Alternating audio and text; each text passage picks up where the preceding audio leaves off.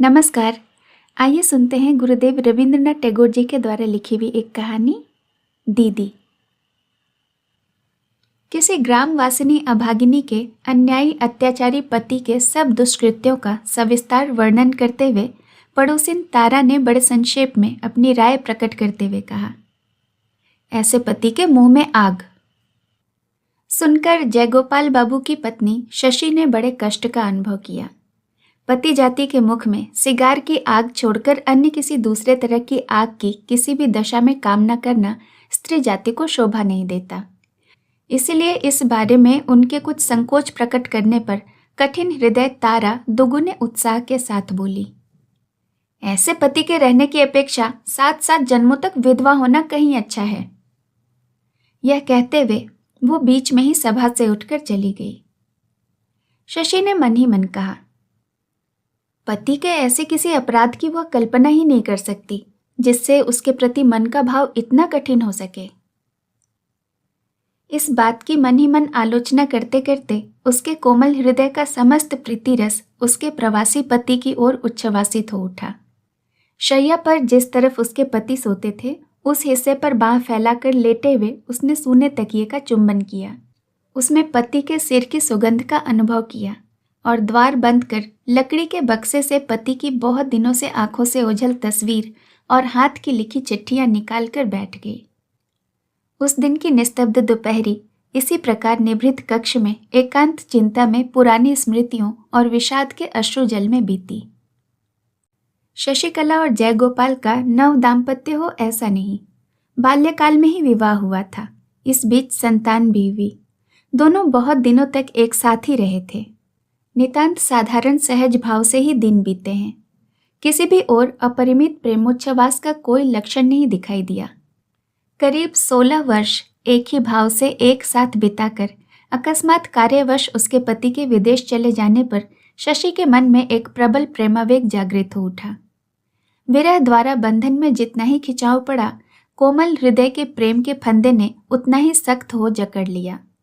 शिथिल अवस्था में जिसके अस्तित्व का वह अनुभव न कर पाई, अब उसकी वेदना उसे कसने लगी।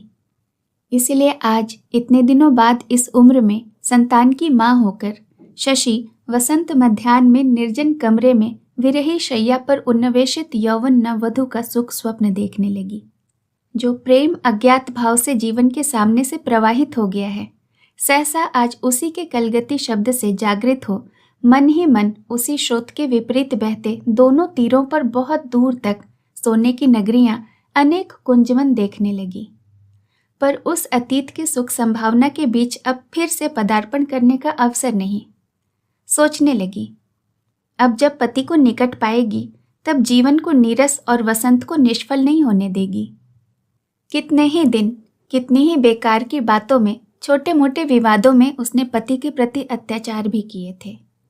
आज अनुतप्त चित्त हो एकांत में संकल्प लिया, फिर कभी वह असहिष्णुता प्रकट नहीं करेगी, पति की इच्छा में बाधा नहीं खड़ा करेगी, पति के आदेश का पालन करेगी, प्रीतिपूर्ण नर्म हृदय से पति के भले बुरे सभी आचरण सहेगी, क्योंकि पति ही सर्वस्व है, पति प्रियतम है, पति देवता है।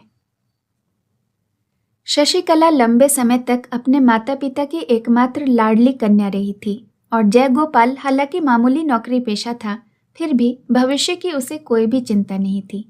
गांव में रात सुख से रहने के लिए उसे उसके ससुर की यथेष्ट संपत्ति मिली हुई थी।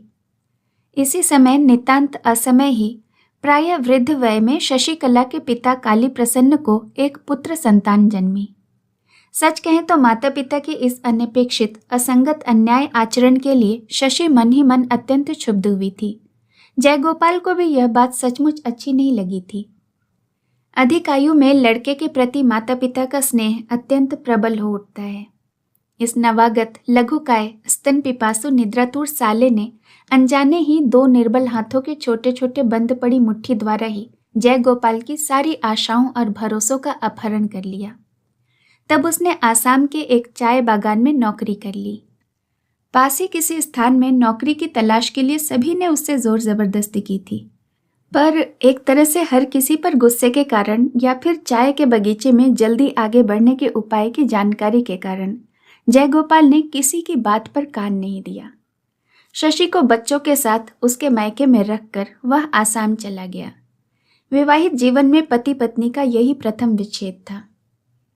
इस घटना के कारण नन्हे से भाई पर भी शशिकला को बड़ा क्रोध आया। जिस मन के आक्षेप को मुंह खोलकर कहने का उपाय नहीं, उसी का आक्रोश सबसे अधिक होता है। यह नन्हा सा प्राणी आराम से माँ का दूध पीता, आंखें मूंदकर सोया रहता, और उसकी बहन दूध गर्म, भात ठंडा, लड़के के स्कूल जाने में देरी आदि बहानों को लेकर रात दिन मान अभिमान करके स्वयं परेशान होती और सबको तंग करती। थोड़े दिनों बाद ही लड़के के माँ की मृत्यु हो गई। मरने के पहले माँ अपनी कन्या के हाथों शिशु को सौंप गई। जल्दी ही उस मातृहीन लड़के ने अपनी दीदी के हृदय पर अधिकार जमा लिया। हुंग हुंकार शब्द करते उसके ऊपर कूदकर बड़े आग्रह के साथ अपना नन्हा पोपला सा मुंह रखकर उसके मुंह, आंख और नाक को निगलने की चेष्टा करता। छोटी सी मुट्ठी में उसके बालों की लटों को थामकर किसी भी तरह छोड़ना नहीं चाहता। सूर्योदय के पहले ही जग जाता और लुढ़कता फुदकता उसके पास आकर कोमल स्पर्श से उसे पुलकित कर जोर जोर से चिहुकना आरंभ कर देता। और जब धीरे धीरे वह उसे दीदी और दीदी माँ कहकर बुलाने लगा, कामकाज के मौके पर और दूसरे समय भी निषिद्ध काम कर, निषिद्ध खाद्य खाकर, निषिद्ध स्थान में गमन पूर्वक उसके प्रति विधिवत अत्याचारी के निकट पूर्ण रूप से आत्मसमर्पण कर दिया। लड़के की माँ नहीं थी, इसलिए उसके प्रति उसका आधिपत्य कहीं अधिक था। लड़के का नाम रखा गया नीलमणि। जब उसकी उम्र 2 वर्ष की हुई, तब उसके पिता को एक गंभीर बीमारी ने आ दबोचा। जयगोपाल से तत्काल चले आने के लिए पत्र भेजा गया। जयगोपाल जब बहुत कोशिशों के बाद छुट्टी लेकर आ पहुंचा, तब काली प्रसन्न का मृत्यु निकट था।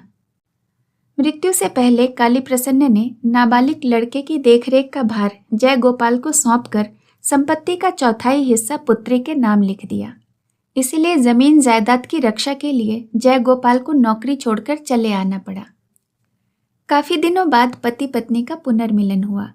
किसी जड़ पदार्थ के टूटने पर उसके जोड़ में जोड़ मिला दिया जा सकता है, पर 2 मानव मन को जहां विच्छिन्न किया जाता है, दीर्घ विच्छेद के बाद भी रेखा के साथ रेखा नहीं मिल पाती, क्योंकि मन एक सजीव पदार्थ है। पल पल उसका स्वभाव परिणित और परिवर्तित होता रहता है। शशि के लिए इस नए मिलन में एक नए भाव का संचार हुआ। उसने जैसे एक बार फिर पति के साथ विवाह किया हो।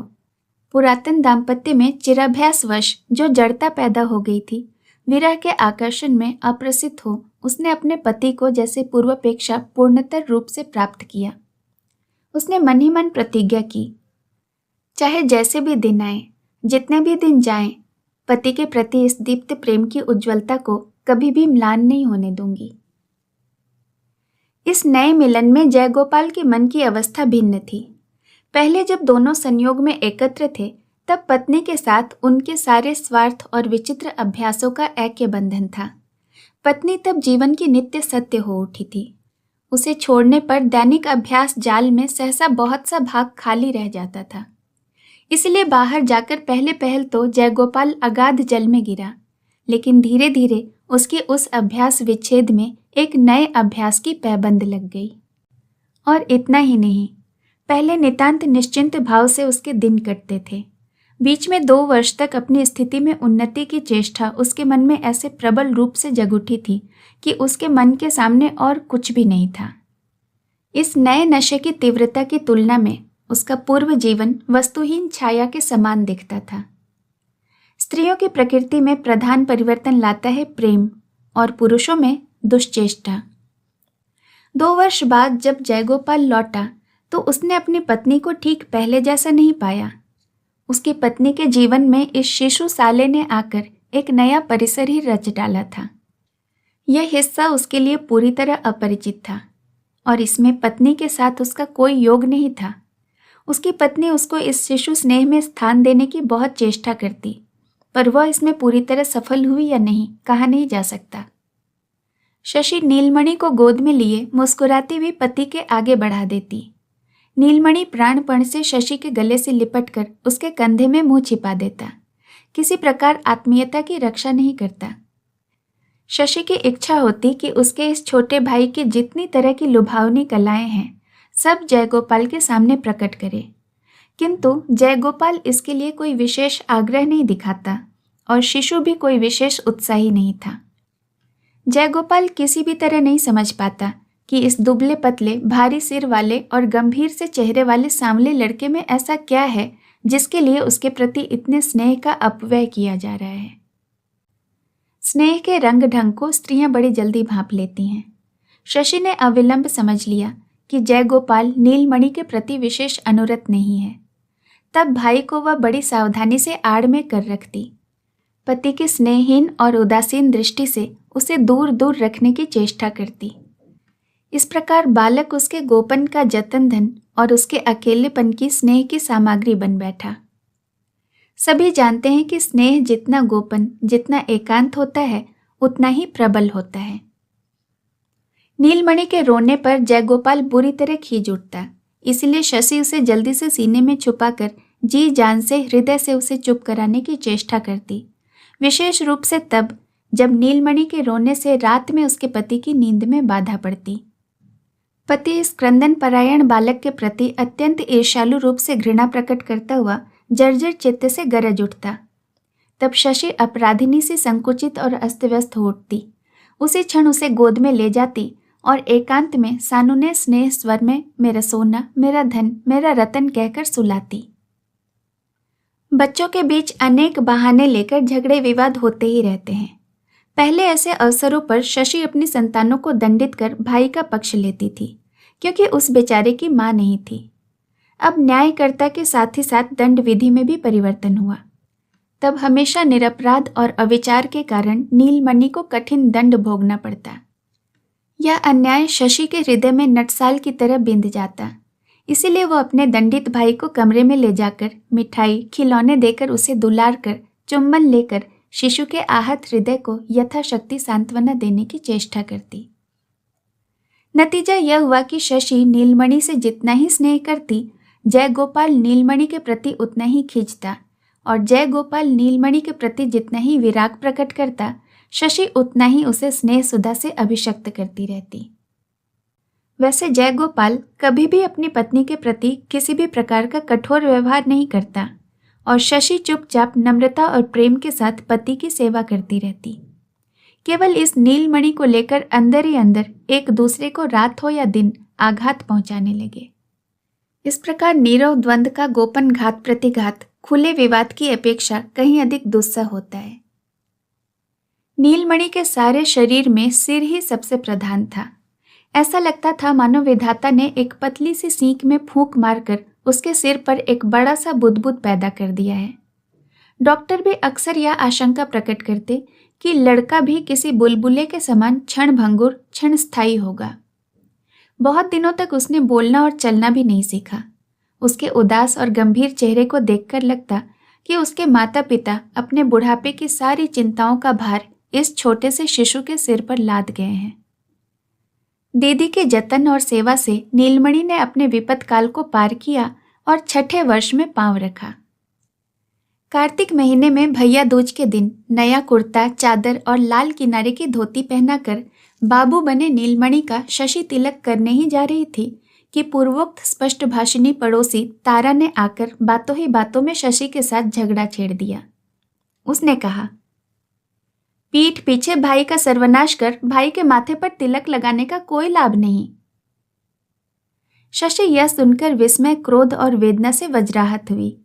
अंत में जाकर सुना कि दोनों पति पत्नी परामर्श कर लगान की अदायगी न होने के कारण नाबालिग नीलमणि के हिस्से की संपत्ति नीलाम कराकर उसके पति के फुफेरे भाई के नाम बेनामी कर खरीद रहे हैं।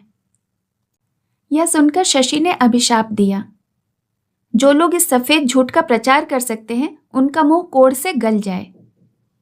यह कहकर वह रोती हुई पति के पास जा पहुंची और इस अफवाह की बात सुनाई। जयगोपाल बोले, आजकल किसी पर विश्वास करने का उपाय नहीं। उपेन तो मेरा सगा फुफेरा भाई है। उस पर जमीन जायदाद का भार सौंपकर मैं पूरी तरह निश्चिंत था। उसने जाने कब पीछे लगान बाकी कर हासिलपुर महल अपने नाम खरीद लिया, मैं जान भी नहीं पाया। शशि ने आश्चर्य से पूछा, उस पर मुकदमा नहीं चलाओगे? जयगोपाल ने कहा। भाई के ऊपर मुकदमा करूं? और ऐसे मुकदमे से कोई लाभ नहीं, बस पैसों की बर्बादी होती है। पति की बात पर विश्वास करना शशि का परम कर्तव्य था, पर वह किसी भी तरह विश्वास न कर सकी। तब यह सुखी परिवार या प्रेम की गृहस्थी सहसा उसके लिए अत्यंत विकराल और विभत्स रूप धारण करती हुई दिखाई दी। जिस गृहस्थी को वो अपना परम आश्रय मानती रही, अकस्मात एक निष्ठुर फंदा जान पड़ा, जिसमें उन दोनों भाइयों को चारों ओर से फांस लिया गया है। अकेली स्त्री असहाय नीलमणि की रक्षा कैसे करे? काफी सोच विचार कर भी वह कोई उपाय नहीं सोच पा रही थी। वह जितनी ही चिंता करती, उसका हृदय उतना ही भय और घृणा से तथा इस विपन्न बालक के प्रति अपरिसीम स्नेह से भर उठता। उसे लगा अगर वह कोई उपाय जानती तब सीधे लाट साहब के पास जाकर निवेदन करती, यहाँ तक कि महारानी के पास पत्र लिखकर अपने भाई की संपत्ति की रक्षा करा लेती। महारानी कभी भी नीलमणि के वार्षिक 758 रुपये मुनाफे के हासिलपुर महल को कभी बेचने नहीं देती। शशि जब इस प्रकार एक बारगी महारानी के पास अर्जी भेजकर अपने फुफेरे देवर को पूरी तरह मजा चखाने का उपाय सोच ही रही थी, तभी नीलमणि को अचानक ज्वर ने आ घेरा। उसे ऐंठन के साथ साथ मिर्गी के दौरे पड़ने लगे। जयगोपाल ने किसी गांव के गवई डॉक्टर को बुलाया। शशि के अच्छे डॉक्टर के लिए अनुरोध करने पर जयगोपाल बोला, क्यों, मतीलाल क्या बुरा डॉक्टर है? तब शशि ने उसके पैरों पर गिरकर सिर की कसम दी। जयगोपाल ने कहा, अच्छा ठीक है, शहर से डॉक्टर बुलवा रहा हूं। शशि नीलमणि को गोद में लेकर सीने से लगाए पड़ी रहती। नीलमणि भी एक क्षण के लिए भी उसे आंखों से ओझल नहीं होने देता। कहीं बहाने से वह चली न जाए, इस भय से उससे चिपटा रहता, यहाँ तक कि सोने पर भी आंचल नहीं छोड़ता। सारा दिन इसी प्रकार बीत गया। शाम ढल जाने पर जयगोपाल ने आकर कहा, शहर में डॉक्टर बाबू नहीं मिले, वे कहीं दूसरे रोगी देखने को गए हैं। यह भी कहा कि एक मुकदमे के सिलसिले में मुझे आज कहीं बाहर जाना पड़ रहा है। मैं मतीलाल से कह जाता हूं कि वो रोगी को बराबर देख जाया करे। रात में नीलमणि नींद में बड़बड़ाने लगा। प्रातःकाल ही शशि बिना आगा पीछे किए बीमार भाई को लिए नाव पर चढ़ी और एकदम शहर के उस डॉक्टर के घर जा पहुंची। डॉक्टर घर पर ही थे, शहर छोड़कर कहीं बाहर नहीं गए थे। उन्होंने भद्र महिला देखकर जल्दी से किराए का मकान ठीक करके एक बूढ़ी विधवा की देखरेख में शशि को रुक जाने को कहा और बालक का इलाज शुरू किया। दूसरे दिन जयगोपाल आ पहुंचे। क्रोध में आग बबूला होकर उसने पत्नी को उसी क्षण लौट जाने को कहा। पत्नी बोली, तुम अगर मुझे काट भी डालो तो भी मैं अभी नहीं लौटूंगी। तुम लोग मिलकर मेरे नीलमणि को मार डालना चाहते हो। उसके माँ नहीं, बाप नहीं, मुझे छोड़कर उसका कोई भी नहीं। मैं उसकी रक्षा करूंगी। जयगोपाल क्रोध में बोले, घर तो मेरे भाई का है। शशि बोली, अच्छा वो देखा जाएगा, अभी तो मैं यहां से कहीं नहीं जाने वाली। मोहल्ले के लोगों ने कुछ दिनों तक इस घटना को लेकर बड़ा हंगामा मचाया। पड़ोसिन तारा बोली, पति के साथ झगड़ा करना है तो घर बैठकर क्यों नहीं करती? घर छोड़कर जाने की क्या जरूरत है? 1000 हो, आखिर पति तो पति ही है। पास में जो रुपए थे सब खर्च कर, गहने आदि बेचकर शशि ने अपने भाई की मौत के मुंह से रक्षा की। तभी उसे खबर मिली कि द्वारी ग्राम में उनकी जो बड़ी जोत वाली जमीन थी, साथ ही उस पर जो घर बना था और जिसकी आय किसी भी तरह सालाना 1500 रुपये से कम नहीं होगी, उस जोत जमीन को जमींदार के साथ मिलकर जयगोपाल ने अपने नाम से करवा लिया है। अब सारी संपत्ति जयगोपाल की है, उसके भाई की नहीं। बीमारी से ठीक होने पर नीलमणि करुण स्वर में कहने लगा, दीदी घर चलो। उसे अपने साथी भांजों की याद आ रही थी, इसी से बार बार कहने लगा, अपने उसी घर में चलो ना। यह सुनकर उसकी दीदी कुछ नहीं बोली, बस रोने लगी। अब वह घर हम लोगों का कहाँ रहा नील? लेकिन रोने से कोई लाभ नहीं था। उस समय सारी दुनिया में दीदी को छोड़कर भाई का दूसरा और कोई नहीं था। यह सोचकर आंखों के आंसू पोंछकर शशि ने डिप्टी मजिस्ट्रेट तारिणी बाबू के अंतःपुर में जाकर उनकी पत्नी के सामने दुखड़ा रोया। डिप्टी बाबू जयगोपाल को पहचानते थे। भले घर की महिला घर के बाहर निकल जमीन जायदाद के लिए पति के साथ झगड़े में प्रवृत्त होना चाहती है, इस बात से शशि के प्रति वे बुरी तरह खींच पड़े। उसे भुलावे में रखकर उन्होंने उसी समय जयगोपाल को पत्र लिखा। जयगोपाल दौड़ा आया, साले के साथ अपनी पत्नी को जबरदस्ती नाव पर चढ़ाकर घर पहुंचा दिया। पति पत्नी में दूसरी बार संबंध विच्छेद के बाद यह दोबारा मिलन हुआ। प्रजापति ब्रह्मा की इच्छा। बहुत दिनों बाद घर लौटकर पुराने साथियों के साथ नीलमणि बड़े आनंद से खेलता फिरने लगा। उसके उस निश्चिंत आनंद को देखकर भीतर ही भीतर शशि का हृदय विदीर्ण होता रहा। सर्दियों के दिन थे। मजिस्ट्रेट साहब ने शहर का दौरा करते हुए एक दिन शिकार की खोज में गांव के बीच में तंबू डलवाया। गांव के रास्ते पर साहब के साथ नीलमणि की मुलाकात हुई। दूसरे बालक उन्हें देखकर चाणक्य के श्लोक में कुछ परिवर्तन पूर्वक नखी, दंत, श्रृंगी आदि के साथ साहब को मिलाकर काफी दूर निकल गए। लेकिन गंभीर प्रकृति नीलमणि अटल कौतूहल और प्रशांत भाव से साहब को आंखें फाड़ फाड़ कर देखता रहा। साहब ने बड़े विनोद से उसके पास आकर पूछा, तुम पाठशाला में पढ़ते हो? बालक ने नीरव भाव से सिर हिलाकर बताया, हाँ। साहब ने फिर पूछा, तुम कौन सी किताब पढ़ते हो? नीलमणि किताब शब्द का अर्थ न समझकर चुपचाप मजिस्ट्रेट की ओर ताकता रहा। नीलमणि ने मजिस्ट्रेट साहब के साथ अपने परिचय का पूरा हवाला बड़े उत्साह के साथ अपनी दीदी को जा सुनाया। दोपहर में अचकन पैंट पगड़ी पहनकर जयगोपाल मजिस्ट्रेट को सलाम करने गया। हर तरफ अर्थी प्रत्यर्थी, चपरासी और सिपाहियों की भीड़ ही भीड़। साहब गर्मी के भय से तंबू के बाहर खुली छाया में कैंप मेज लगवाकर बैठे थे और जयगोपाल को चौकी पर बैठाकर उससे स्थानीय हालचाल पूछ रहे थे। जयगोपाल अपने गांव वाले सर्वसाधारण के सामने इस गौरव आसन पर जमे मन ही मन फूल रहा था और सोच रहा था, इस समय चक्रवर्ती और नंदी में से कोई भी आकर देख जाते तो अच्छा होता। इतने में नीलमणि को साथ लेकर घूंघट से मुंह ढाके एक महिला मजिस्ट्रेट के सामने आकर खड़ी हो गई और कहा, साहब, आपके हाथों मैंने अपने इस अनाथ भाई को सौंप दिया, अब आप ही इसकी रक्षा करें। साहब अपने उस पूर्व परिचित वृहत मस्तक गंभीर प्रकृति बालक को देखकर और स्त्री को भद्र महिला समझकर उसी क्षण उठ खड़े हुए और बोले, आप अंदर तंबू में आइए। महिला बोली, मुझे जो कुछ कहना है मैं यही कहूंगी। जयगोपाल का चेहरा फक पड़ गया। वो बेचैनी का अनुभव करने लगा। गांव के कौतूहल लोगों ने परम विनोद का अनुभव किया और चारों ओर से अधिक निकट आने की चेष्टा की, पर साहब के बेंत उठाते ही सब भाग खड़े हुए। शशि अपने भाई का हाथ पकड़े उस पितृ मातृहीन बालक का सारा इतिहास अधोपांत बता गई। जयगोपाल ने बीच बीच में उसे रोकने की कोशिश की। मजिस्ट्रेट का चेहरा सुर्ख लाल होता गया और वे उठे, चुप रहो, और बेंत के अगले सिरे से उसे चौकी पर से उठ जाने और सामने खड़े होने का निर्देश दिया। जयगोपाल मन ही मन शशि के प्रति गुर्राता हुआ चुप खड़ा रहा। नीलमणि दीदी से चिपका यह सब चुपचाप सुनता रहा।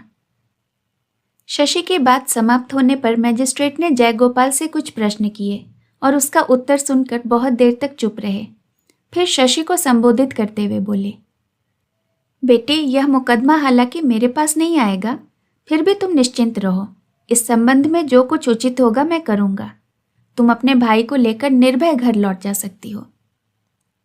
शशि बोली, साहब, जितने दिनों तक उसे उसका घर वापस नहीं मिलता उतने दिनों तक अपने भाई को मैं घर ले जाने का साहस नहीं जुटा पाती। इस समय नीलमणि को आपके पास न रखने पर इसके प्राण की रक्षा कोई नहीं कर सकेगा। साहब बोले, तुम कहाँ जाओगी? शशि बोली, मैं अपने पति के साथ घर लौट जाऊंगी। मुझे अपनी कोई चिंता नहीं साहब। साहब थोड़ा हंसे। गले में ताबीज पहने कृष्काय श्याम वर्ण गंभीर प्रशांत मृदु स्वभाव बंगाली लड़के को साथ ले जाने को किसी तरह राजी हो गए। लेकिन शशि के विदा लेते समय बालक ने उसके आंचल को कसकर पकड़ लिया। साहब बोले, बेटे, तुम्हें कोई डर नहीं, आओ।